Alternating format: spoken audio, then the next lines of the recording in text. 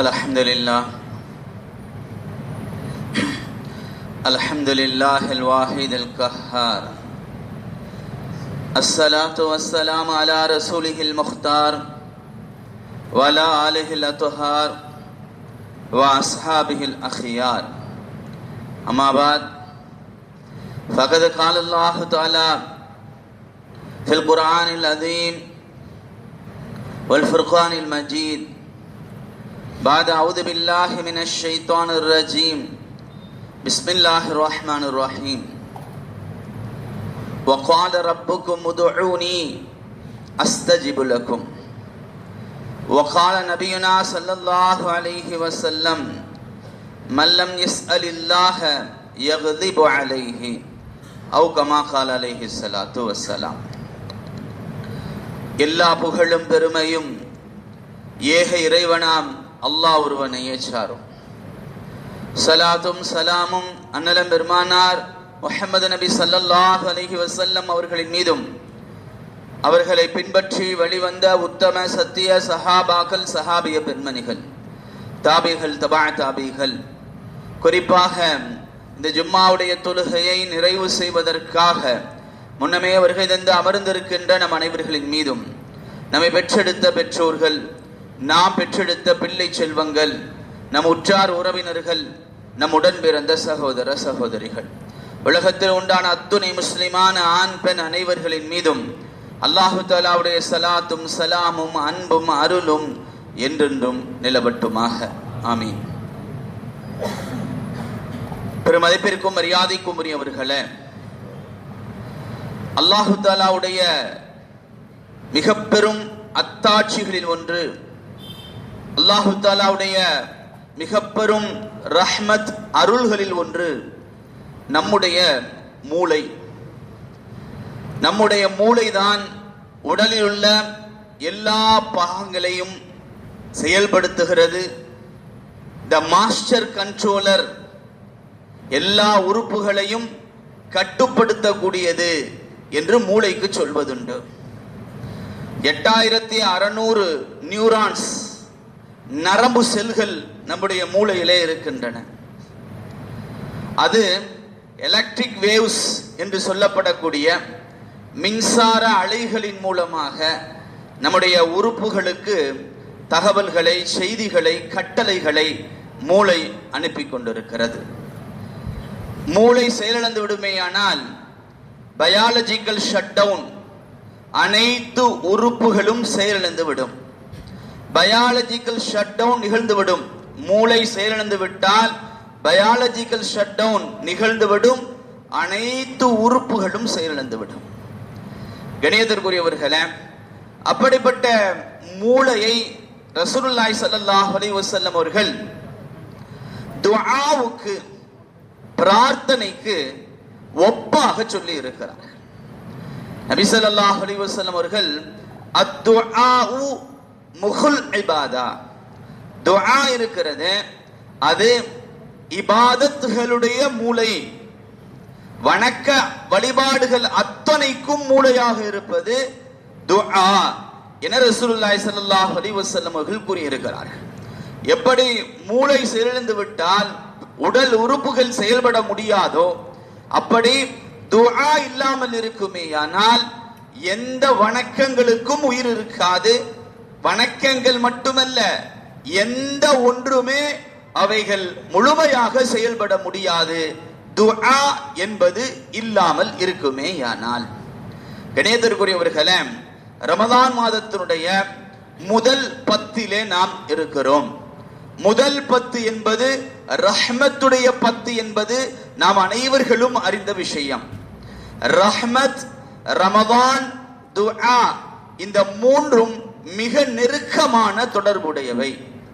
ரசூலுல்லாஹி ஸல்லல்லாஹு அலைஹி வஸல்லம் அவர்கள் சொல்லுவார்கள், மன் ஃபுதிஹ லஹு பாபுத் துஆஇ, துஆவுடைய வாசல் யாருக்கு திறக்கப்படுகிறதோ, ஃபுதிஹத் லஹு அபுவாபுர் ரஹ்மதி, ரஹ்மத்துடைய வாசல்கள் அவருக்கு திறக்கப்பட்டு விடுகின்றன. யார் அதிகமான துஆ செய்வதிலே ஈடுபடுகிறாரோ அவருக்காக அல்லாஹு தஆலா ரஹ்மத்துடைய வாசல்களை திறந்து வைத்து ரஹ்மத்தை அவரின் மீது அல்லாஹு தஆலா பொழிந்து கொண்டே இருக்கிறான். ரமலானுடைய முதல் 10 ரஹ்மத்துடையது, துஆவின் மூலமாக ரஹ்மத் கிடைக்கிறது என்கின்ற பொழுது ரமலான் மாதம் முழுவதையுமே நாம் நம்முடைய துஆவால் நிரப்பிக் கொள்ள வேண்டும். ரமலான் என்பது துஆ செய்வதற்குண்டான அருமையான வாய்ப்பு. காரணம், ரமலானிலே செய்யப்படுகின்ற எல்லா துஆக்களும் கபூலாகின்றன. ஒவ்வொரு பகலிலும் ஒவ்வொரு இரவிலும், நாம் முதல் நாள் தராவீஹிலே கூட சொன்னோம், ஒவ்வொரு பகலிலும் ஒவ்வொரு இரவிலும் தஅவத்தும் முஸ்தஜாபத்துன், ஒரு ஏற்றுக்கொள்ளப்படக்கூடிய துஆ ஒன்று இருக்கிறது என ரசூலுல்லாஹி ஸல்லல்லாஹு அலைஹி வஸல்லம் அவர்கள் கூறி இருக்கிறார்கள். என்றால் ரமலான் மாதம் முழுவதும் நாம் பயன்படுத்த வேண்டிய மிக முக்கியமான அமல்களில் ஒன்று அல்லாஹ்விடத்திலே துஆ கேட்பது, அல்லாஹ்விடத்திலே கேட்பது. கண்ணியத்திற்குரியவர்களே, பொதுவாக மேலே உள்ளவர்கள், அதிகாரத்திலே உள்ளவர்கள், கீழே உள்ளவர்கள் தம்மிடத்திலே எதுவும் கேட்க கூடாது என்றுதான் எண்ணுவார்கள். நம்மிடத்திலே தொடர்ச்சியாக எதுவும் கேட்டுவிடக் கூடாது, அடிக்கடி கேட்கக்கூடாது, பொதுவாகவே கேட்கக்கூடாது என்றுதான் பொதுவாக மேலே உள்ளவர்கள் எண்ணுவார்கள். ஆனால் அல்லாஹு தஆலா இந்த அடியார்கள் தன்னிடத்திலே கேட்க வேண்டும் என்று எண்ணுகிறான். ரஹ்மான் ரஹீம், இரக்கமுள்ள அந்த அல்லாஹ், ரஹ்மத்தான அல்லாஹ், ரஹீமான அல்லாஹ், ரஹ்மானான அல்லாஹ் அடியார்கள் நம்மிடத்திலே அதிகமாக கேட்க வேண்டும், கேட்டுக்கொண்டே இருக்க வேண்டும் என்று அல்லாஹு தஆலா எண்ணுகிறான். குர்ஆன்ல அல்லாஹு தஆலா வகால ரப்புக்கும் உதுஊனி அஸ்தஜிபு லக்கும், அல்லாஹ் சொல்லுகிறான் குர்ஆன்ல, வகால ரப்புக்கும், உங்களுடைய இரட்சகன் சொல்லுகிறான், உங்களுடைய ரப்பு சொல்லுகிறான். அல்லாஹ் தஆலா குர்ஆன்ல வேற எந்த இடத்திலையும் இப்படி ஒரு வார்த்தையை பயன்படுத்தல. குர்ஆன் முழுவதும் அல்லாஹ் சொன்னதுதான், குர்ஆன் முழுவதும் அல்லாஹ் சொன்னதுதான். ஆனால் இந்த இடத்துல மட்டும்தான் அல்லாஹ் ஸ்பெசிபிக்காக கால ரப்புக்கும், உங்களுடைய இரட்சகன் சொல்லுகிறான், ரப்புக்கும் உங்களுடைய இரட்சகன். அரபியில முதாஃப் முதாஃப் இலைஹி என்று சொல்லுவார்கள். அதாவது ஒரு பொருளை ஒரு பொருளோடு இணைப்பது. அல்லாஹு தஆலா இந்த இடத்துல ரப்புக்கும் உங்களுடைய இரட்சகன், நம்மோடு அல்லாஹ் தன்னை இணைக்கிறான். உங்களுக்கே உரித்தான இரட்சகன் அவன். அவன் சொல்லுகிறான் வகால ரப்புக்கும் உதுஊனி, என்னிடத்திலே கேளுங்கள், அஸ்தஜிபு லக்கும், நான் உங்களுக்கு பதில் சொல்ல தயாராக இருக்கிறேன். அல்லாஹு தஆலா நம்மை கேட்க சொல்லுகிறான். அடுத்த திருவசனம், இன்னொரு வசனம் இருக்கிறது, வைதா சஅலக இபாதி. அல்லாஹு தஆலா முதல் வசனத்திலே அவனை நம்மோடு இணைத்தான். பிறகு வைதா சஅலக இபாதி, என்னுடைய அடியார்கள், நபியே உம்மிடத்திலே என்னை பற்றி கேட்டால், இபாதி, இங்கேயும் அதே முதாஃப் முதாஃப் இலைஹி, ஒன்றை ஒன்றோடு இணைப்பது. இபாதி என்னுடைய அடியார்கள், உங்களுடைய இரட்சகன் என்னுடைய அடியார்கள். கண்ணியத்திற்குரியவர்களே, இந்த துஆவுடைய விஷயத்திலே அல்லாஹு தஆலா அல்லாஹ்வையும் நம்மையும் இணைத்து பேசுகிறான். நான் உங்களுக்குரியவன், நீங்கள் எங்களுக்குரியவர்கள், நீங்கள் எனக்குரியவர்கள். இந்த ரெண்டு பேருக்கும் மத்தியில எந்த விதமான பிரிவும் கிடையாது. நாம் இணக்கமானவர்கள், நான் இணைப்பிலே உள்ளவர்கள். வைதா சஅலக இபாதி, என்னுடைய அடியான் என்னை பற்றி கேட்டால் நபியே நீங்கள் சொல்லுங்கள், ஃபைன்னி கரீப், நான் மிக நெருக்கமாக இருக்கிறேன், உங்களோடு இருக்கிறேன், உங்களுக்கு நெருக்கமாக இருக்கிறேன். உஜீபு தஅவத்தத் தாஇ இதா தஆனி, யார் இடத்திலே கேட்பார்களோ அவர்களுக்கு உடனடியாக நான் பதில் கொடுக்கிறேன். உஜீபு, நான் பதிலளிக்கிறேன். அஸ்தஜீபு, நான் பதிலளிக்கிறேன். கண்ணியத்திற்குரியவர்களே, அல்லாஹ் தஆலா நம்மிடமிருந்து அவனிடத்திலே கேட்பதற்கு ஆசைப்படுகிறான். என்னுடைய அடியார்களிடத்திலே கேட்க மாட்டார்களா என்று அல்லாஹ் தஆலா ஆசைப்படுகிறான். கேட்காமல் இருப்பதை கோபப்படுகிறான். உலகத்திலே நீங்க யாரையும் பார்க்க முடியாது, யாரையும் பார்க்க முடியாது. ஒரு இடத்துல ஒரு தேவைக்காக போகிறோம், ஒரு முதல்ல ஒரு 10 ரூபாய் கேட்டோம், ஒரு 100 ரூபாய் கேட்டோம், 50 ரூபாய் கேட்டோம், 1000 ரூபாய் கேட்டோம், 5000 ரூபாய் கேட்கிறோம், தருவாரு. 10000 ரூபாய் கேட்கிறோம், தேவைக்காக சொல்லி தருவாரு. 50000 ரூபாய் கேட்கிறோம், என்ன ஆகும்? 1 லட்சம் ரூபாய் கேட்கிறோம், 10 லட்சம் ரூபாய் கேட்கிறோம், தருவாங்களா? வாய்ப்பே இல்லை. சரி, பல தடவை போய் 10 ரூபாயா கேளுங்க. 10 ரூபா தாங்க, 10 ரூபா தாங்க, 10 ரூபா. எத்தனை தடவை தருவாங்க? உனக்கு வேற வேலை இல்லையா? அடுத்த கேள்வி. ஒரு 4 தடவைக்கு மேல அடுத்த கேள்வி. கண்ணியத்திற்குரியவர்களே, அல்லாஹு தஆலா என்னிடத்திலே கேளுங்கள், எவ்வளவு வேண்டுமானாலும் கேளுங்கள், எத்தனை தடவை வேண்டுமானாலும் கேளுங்கள். அல்லாஹ் கேட்க சொல்லுகிறான். கேட்காமல் இருந்தா கோபப்படுகிறான். உலகத்துல கேட்டா கோபப்படுவாங்க, கேட்டுக்கிட்டே இருந்தா கோபப்படுவாங்க. அல்லாஹ் கேட்காமல் இருந்தால் மல்லம் யஸ்அலில்லாஹ யக்திபு அலைஹி. யார் அல்லாஹ்விடத்திலே கேட்கவில்லையோ யக்லிப் அலைஹி, அவரின் மீது அல்லாஹ் கோபப்படுகிறான். ரசூலுல்லாஹி ஸல்லல்லாஹு அலைஹி வஸல்லம் சொன்ன வார்த்தை. கண்ணியத்திற்குரியவர்களே, கேட்டு கொடுக்காமல் இருப்பதற்கு வெட்கப்படுகிறான்.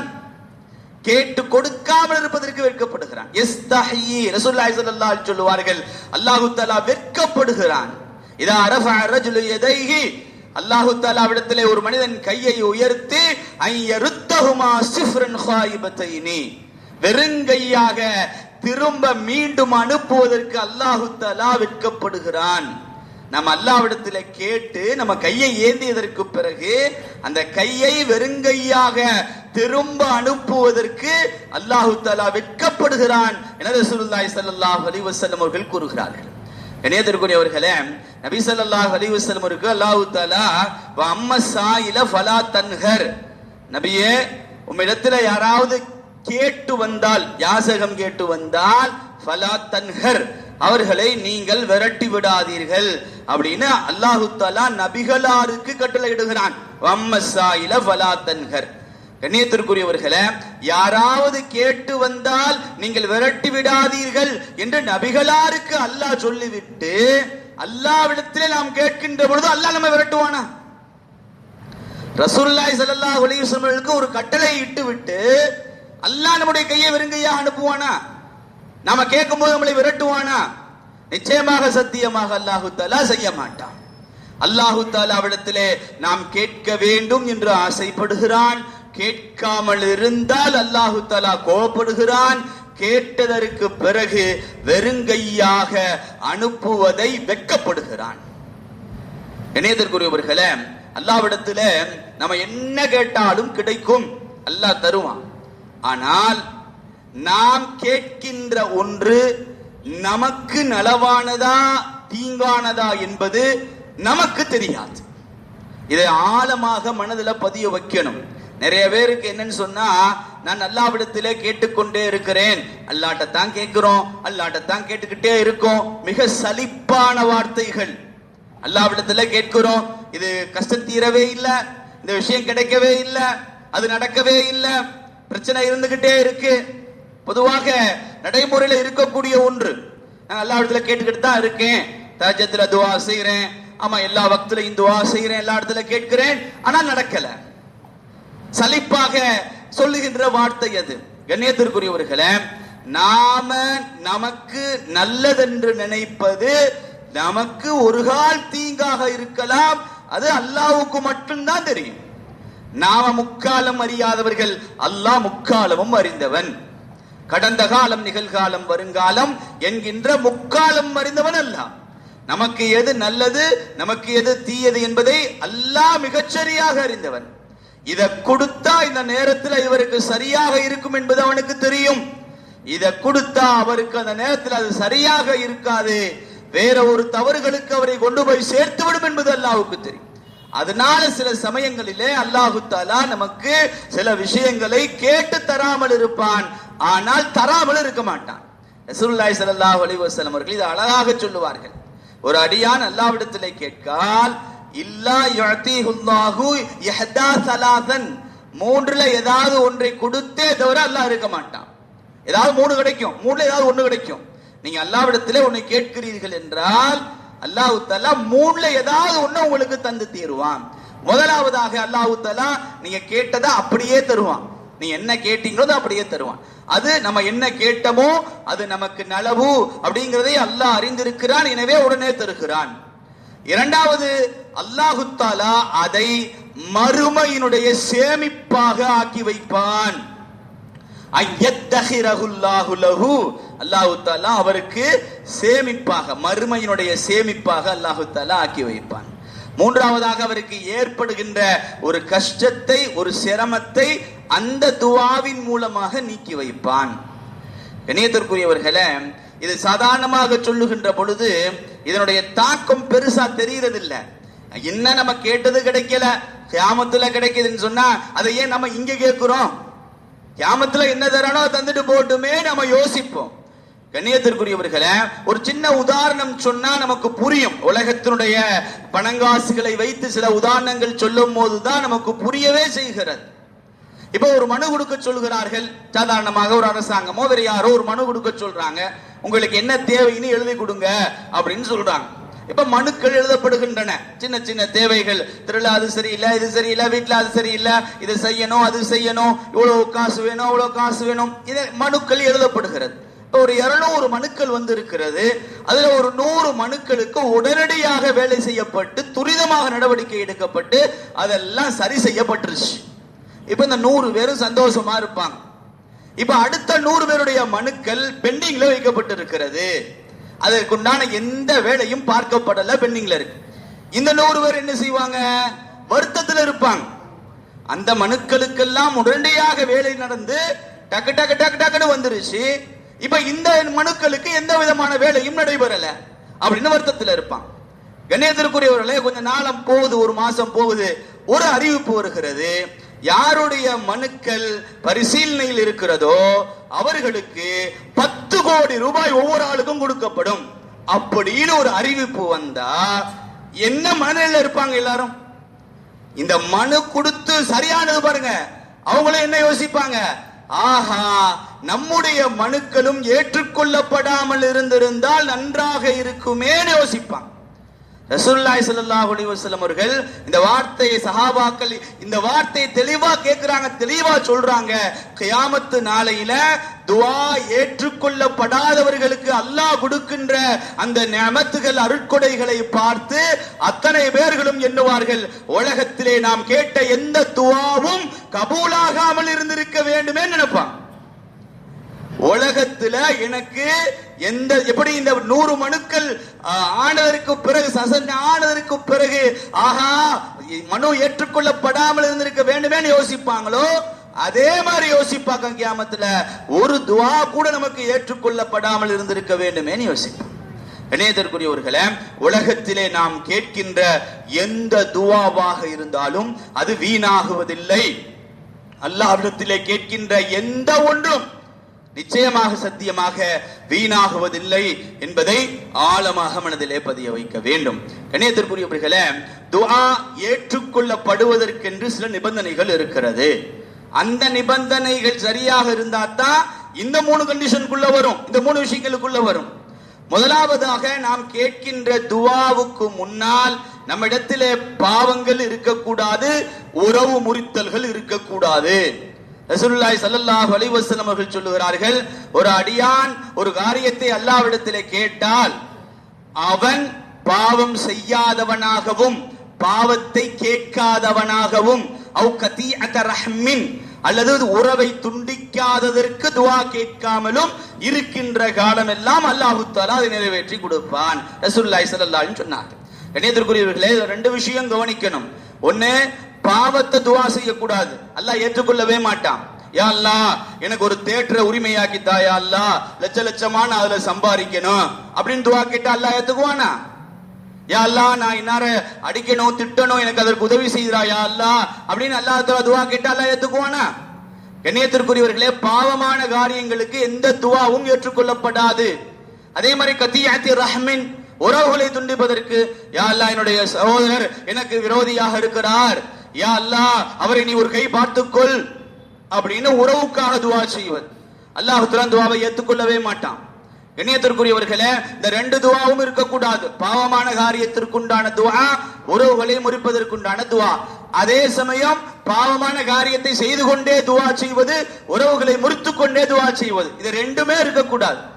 உறவுகளை முறிப்பதன் மூலமாக துஆவும் ஏற்றுக்கொள்ளப்படாது, உறவுகளை முறிக்கக்கூடிய துஆவும் ஏற்றுக்கொள்ளப்படாது. 2யுமே இந்த ஹதீஸின் மூலமாக நாம் எடுத்துக்கொள்ளலாம். அப்ப பாவங்கள் இருந்து விலகி இருக்கணும், உறவுகளை சேர்ந்து இருக்கணும், அப்பதான் துஆ என்பது கபூலாகும். முதலாவது. இரண்டாவது, கஷ்டமான நேரத்தில் நாம் அல்லாஹ்விடத்திலே துஆ செய்வதை போன்று சந்தோஷமான நேரத்திலும் அல்லாஹ்விடத்திலே துஆ செய்யணும். ரசூலுல்லாஹி ஸல்லல்லாஹு அலைஹி வஸல்லம் அப்படித்தான் சொல்றாங்க. யார் சிரமத்தில தன்னுடைய துஆ ஏற்றுக்கொள்ள வேண்டும் என்று நாடுகிறாரோ, சிரமத்தில் இருக்க போகும்போது நமக்கு அல்லாஹ் நம்முடைய துஆவை ஏத்து சிரமத்தை போக்கணும்னு நினைப்போம். ரசூலுல்லாஹ் சொன்னாங்க ஃபல்யுக்ஸிரு துஆ ஃபிர் ரிஹா, அப்படின்னா அவர் மகிழ்ச்சியான சந்தோஷமான நேரத்தை துஆவை அதிகப்படுத்திக்கணும்னா. நம்ம சந்தோஷமா இருக்கும்போது அல்லாஹ்வை மறந்துடுவோம், துஆவே செய்ய மாட்டோம். எல்லாம் இந்த மகிழ்ச்சியை நிலைத்திருக்க செய்வாயான ஒரு துஆ செய்தல என்ன கஷ்டம்? எல்லாம் இந்த சந்தோஷத்தை கொடுத்திருக்கிற இந்த சந்தோஷத்தை நிலைத்திருக்க செய், கேட்கவே மாட்டோம். கஷ்டத்துல அல்லாஹ்வுடைய ஞாபகம் வரும், சிரமத்துல அல்லாஹ்வுடைய ஞாபகம் வரும், சந்தோஷத்துல அல்லாஹ்வுடைய ஞாபகம் வராது. யதார்த்தமான ஒரு உண்மை. ரசூலுல்லாஹி ஸல்லல்லாஹு அலைஹி சொல்றாங்க, இந்த துஆ உனக்கு ஏற்றுக்கொள்ளப்படணுமா, அப்ப துஆ செய். சந்தோஷமான மகிழ்ச்சியான தருணங்களிலே நீ அல்லாஹ்விடத்திலே கேள், அல்லாஹ்விடத்திலே துஆ கேள், உனக்கு கஷ்டமான நேரத்தில் உன்னுடைய துஆ ஏற்றுக்கொள்ளப்படும். கணேசருக்குரியவர்களே, மூன்றாவதாக துஆ நிச்சயமாக ஏற்றுக்கொள்ளப்படும் என்கின்ற உறுதியோடு துஆ செய்யும். உதுல்லாஹ வ அன்தும் மூகினூன ஃபில் இஜாபா, ரசூலுல்லாஹி ஸல்லல்லாஹு அலைஹி வஸல்லம் சொல்வார்கள். அல்லாஹ் தஆலா ஏற்றுக்கொள்வான் என்கின்ற உறுதியாக இருக்கின்ற நிலையில நீ அல்லாஹ்விடத்திலே துஆ செய். கணேசருக்குரியவர்களே, அந்த உறுதிங்கிறது ரொம்ப கம்மியா இருக்கும் நம்ம இடத்துல. சரி கேட்க சொல்றாங்க, கேட்போன்னு கேட்போமே தவிர அல்லாஹ் இதை தருவான், எவ்வளவு சாத்தியமில்லாத விஷயமாக இருந்தாலும் அல்லாஹ் நினைச்சானா தருவான், அல்லாஹ் நான் தருவான். உமர் ரலியல்லாஹு தஆலாவுடைய செய்தி நம்ம அடிக்கடி சொல்றது உண்டு. உமர் ரலியல்லாஹுடைய 2 துஆவும் வேறானவை, சாத்தியம் இல்லாதவை. யா அல்லாஹ், எனக்கு ஷஹீதுடைய அந்தஸ்துல ஷஹீதாக ஆகணும், மதீனாவுல மௌத்தா போகணும். ரெண்டும் ஒண்ணுக்கொண்ணு முரணானவை. எல்லாருடைய மௌத்தை மதீனாவில் ஆக்கு, ஆனா நான் ஷஹீதாகணும். வாய்ப்பே இல்லாத ஒன்று, மதீனாவில போரே நடக்காது, ஷஹீதே ஆக முடியாது. அப்படி ஷஹீத் ஆகிறான்னா மதீனா விட்டு வெளியே போகணும். உமர் ரலியல்லாஹு தஆலா அன்ஹு துஆ இப்படி இருந்தது. அவருடைய மகள் கேட்டார், ஹப்ஸா ரலியல்லாஹு தஆலா அன்ஹா, இது எப்படின்னு கேட்டாங்க. இது வாய்ப்பே இல்லையே. சொன்னார்கள் அல்லாஹ் நான் தான் நடக்குண்டான். கண்ணியத்திற்குரியவர்களே, அல்லாஹ்வின் மீது முழுமையான நம்பிக்கையோடு அன்தும் மூகினூனக்கு சரியான உதாரணம் உமர் ரலியல்லாஹு தஆலா. மிகச்சரியாக அல்லாஹ்வின் மீது நம்பிக்கை வைத்து துஆவை கேட்டுக்கொண்டே இருந்தாங்க. அல்லாஹ் தஆலா அப்படியே அதை நடத்தி கொடுத்தான். அபூலூலுங்கிறவன், அபூலூலு ஃபைரோஸ்ங்கிறவன், அவள் சுபுகு தொழுகையில் நிற்கின்ற பொழுது வாளால் குத்தினான், விஷம் தோய்ந்த வாளால் குத்தினான், ஷஹீதானார்கள். மதீனாவுல மௌத்தானான், மஸ்ஜித் நபவியில குத்தப்பட்டார்கள், மதீனாவுல வஃபாத்தானான். இரண்டுமே சாத்தியமானது துஆவின் மூலமாக. கண்ணியத்திற்குரியவர்களே, சாத்தியமில்லாத எந்த ஒன்றுமே இல்லை. அல்லாஹ் நாடிட்டா, அல்லாஹ்விடத்திலே அந்த உறுதியோடு கேட்டுட்டா நிச்சயமாக அல்லாஹு தஆலா நம்முடைய துஆக்களை கபூல் செய்வான் என்பதை ஆழமாக மனதிலே வைத்துக் கொண்டு ஒரே ஒரு செய்தியை மட்டும் சொல்லி முடித்துக் கொள்கிறேன். ரசூலுல்லாஹி ஸல்லல்லாஹு அலைஹி வஸல்லம் இடத்திலே ஒரு மனிதர் வந்தார். வந்தவர் சொன்னார், யா ரசூலல்லாஹ், எனக்கு குர்ஆனை கற்றுக்கொள்வதற்கு சற்று சிரமமாக இருக்கிறது, எனவே அதற்கு தகுந்தாற்போல் குர்ஆனுக்கு ஒப்பான சில வார்த்தைகளை எனக்கு சொல்லித் தாருங்கள், நான் அதை கொண்டு அமல் செய்யணும், நான் அதை சொல்லணும் என்று ரசூலுல்லாஹி ஸல்லல்லாஹு அலைஹி வஸல்லம் இடத்திலே சொன்னாங்க. இப்ப ரசூலுல்லாஹி ஸல்லல்லாஹு அலைஹி வஸல்லம் அவர்கள் சுப்ஹானல்லாஹி வல்ஹம்துலில்லாஹி லா இலாஹ இல்லல்லாஹு வல்லாஹு அக்பர் வலா ஹவுல வலா குவத்த இல்லா பில்லாஹ் அப்படின்னு சொல்லுங்கன்னு சொன்னாங்க.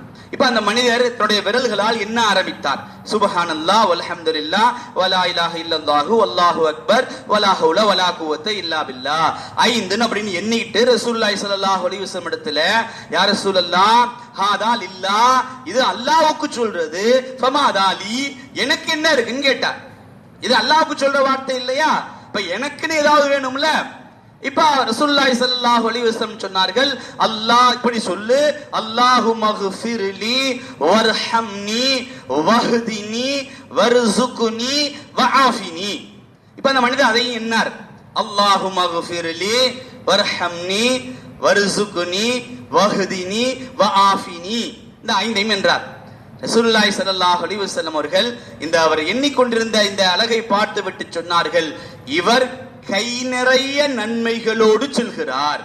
2 விரலையும் ஒரு 5, இந்த இதுல திக்ர் 5ஐயும் இந்த துஆ 5ஐயும் கைகளிலே எண்ணிக்கொண்டே அவர் சென்றதை பார்த்த ரசூலுல்லாஹி ஸல்லல்லாஹு அலைஹி வஸல்லம் அவர்கள் கை நிறைய நன்மைகளோடு அவர் சென்று கொண்டிருக்கிறார் என ரசூலுல்லாஹி ஸல்லல்லாஹு அலைஹி வஸல்லம் சொன்ன செய்தி முஸ்னத் அஹ்மதுல பதிவு செய்யப்பட்டிருக்கிறது.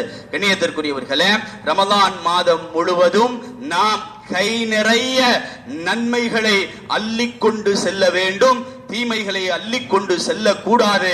கண்ணியத்திற்குரியவர்களே, அதிகமான திக்ருகள் செய்து கொண்டிருங்கள், அதிகமான துஆக்கள் செய்து கொண்டிருங்கள். குறிப்பாக இந்த அல்லாஹு மக்ஃபிர்லி வர்ஹம்னி வஹ்தினி வர்ஸுக்னி வஆஃபினி, யா அல்லாஹ் என்னை மன்னிப்பாயாக, அல்லாஹு மக்ஃபிர்லி வர்ஹம்னி, யா அல்லாஹ் என் மீது இரக்கம் காட்டுவாயாக, வஹ்தினி என்னை நேரு வழியிலே செலுத்துவாயாக, வர்ஸுக்னி எனக்கு ரிஸ்கை தருவாயாக, வஆஃபினி என்னுடைய உடல்லே முழு சுகத்தை தருவாயாக.